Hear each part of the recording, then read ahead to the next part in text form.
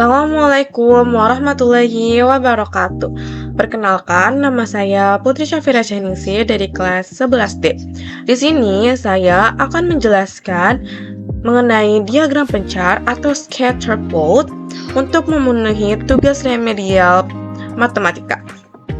Sebelum memasuki materi lebih dalam, mari kita mengenal data dan variabel bivariat. Kita di sini memiliki dua variabel, yaitu variabel bebas yang biasa ditandai dengan simbol X dan variabel terikat yang biasa ditandai dengan variabel Y. Definisi dari variabel X adalah variabel independen yang nilainya ditentukan secara bebas dan diasumsikan memengaruhi variabel lain.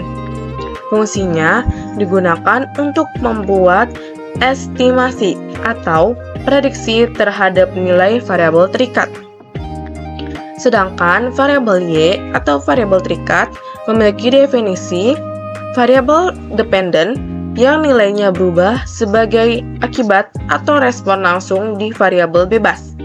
Fungsinya variabel sasaran yang diukur perilakunya untuk melihat efek pengaruh variabel X. Jadi, penjelasan secara singkat adalah variabel X adalah variabel dependen yang dapat mempengaruhi variabel Y yang merupakan variabel independen. Jadi, ketika variabel X berubah, maka variabel Y juga dapat berubah. Nah, berubahnya ini bisa dia menurun atau dia malah naik. Contohnya di sini ada contoh dari variabel bebas, yaitu durasi belajar, dosis obat, suhu udara. Lanjut, di variabel terikat ada contohnya skor ujian, kesembuhan pasien, penjualan es krim. Jadi, ketika kalian memiliki durasi belajar di variabel dependennya, maka skor ujian kalian akan naik di variabel independen. Seperti itu. Lanjut, kita akan mengetahui apa itu diagram pencar. Diagram pencar atau scatter plot adalah representasi grafis berupa titik-titik koordinat kartesius yang menunjukkan sebaran nilai pasangan data bivariat. Tujuan utama pembuatan diagram ini adalah untuk mendeteksi ada tidaknya kecenderungan hubungan atau korelasi fungsional secara variabel bebas dan terikat secara cepat dan intuitif. Jadi, kita memiliki namanya korelasi yang biasa ditandai dengan R kecil. Nah, di diagram pencar ini kita dapat mengetahui bagaimana hubungan data dependen dan independen. Apakah kuat, sedang, atau lemah. Selanjutnya, tren data dan pola korelasi. Jenis arah tren hubungan data. Ada 3 di sini. Korelasi positif, korelasi negatif, dan tidak ada korelasi. Korelasi positif. Jika nilai variabel X meningkat, maka nilai variabel Y juga cenderung meningkat. Arah sebaran titik bergerak naik dari kiri bawah ke kanan atas. Contoh yang korelasi positif adalah seperti tadi. Ketika kalian belajar, durasi belajar kalian lebih banyak, maka skor atau nilai ulangan kalian juga mengikuti bagus, sama-sama meningkat. Lanjutnya, korelasi negatif. Jika nilai variabel X meningkat, nilai variabel Y justru cenderung menurun. Arah sebaran titik bergerak turun dari kiri atas ke kanan bawah. Contohnya adalah ketika kalian menggunakan sepeda motor untuk berkendara jauh, maka bensin yang kalian pakai malah berkurang. Biasanya bisa dibedakan korelasi negatif ini adalah arah korelasinya berlawanan. Terus tidak ada korelasi. Perubahan nilai variabel X sama sekali tidak mempengaruhi tren variabel Y. Titik-titik menyebar acak tanpa membentuk pola garis linear.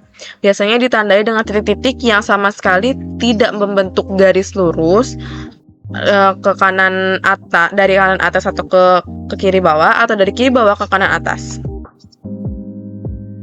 Selanjutnya, langkah menggambar diagram pencar. 1. Tentukan sumbu. Buat sumbu mendatar untuk variabel bebas dan sumbu tegak untuk variabel terikat. 2. Atur skala sumbu. Tentukan skala koordinat kartesius yang proporsional. 3.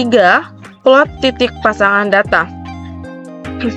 Petakan setiap koordinat data siswa dari tabel. Analisis arah sebaran. Perhatikan letak kecenderungan arah titik untuk menyimpulkan jenis korelasinya. Di sini ada contoh perbandingan kontras jam belajar dan nilai. Pertama, siswa A belajar selama 1 jam, memiliki hasil nilai 55. Siswa B belajar dalam waktu 2 jam, memiliki hasil nilai 62. Siswa D memiliki waktu belajar 5 jam, memiliki hasil nilai 78, dan siswa F memiliki waktu belajar 8 jam dan memiliki hasil nilai 92. Maka dapat disimpulkan, grafik perbandingan nilai menunjukkan tren peningkatan yang konsisten seiring bertambahnya waktu belajar mingguan siswa secara berkelanjutan. Bisa dilihat dari data di atas, ketika siswa A, B, D, F semakin banyak waktu belajarnya, semakin meningkat hasil ulangannya. Bisa kita lihat dari siswa F yang belajarnya 8 jam memiliki hasil 92, dan siswa A yang belajar hanya 1 jam dan mendapatkan nilai 55.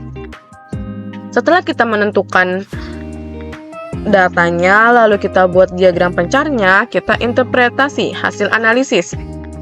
Jadi dari data dan diagram tersebut, kita dapat simpulkan pola hubungannya adalah linear positif.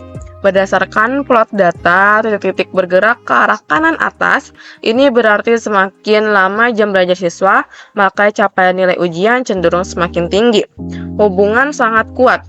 Jarak antar titik pada koordinat kartesius sangat dekat dengan garis regresi lurus linear imajiner,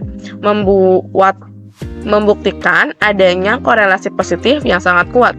Implikasi pembelajaran. Variabel jam belajar atau X terbukti valid dan relevan untuk dijadikan instrumen prediksi performa akademik nilai ujian Y siswa di masa mendatang. Sekian dari saya, kurang lebihnya mohon maaf. Wassalamualaikum warahmatullahi wabarakatuh.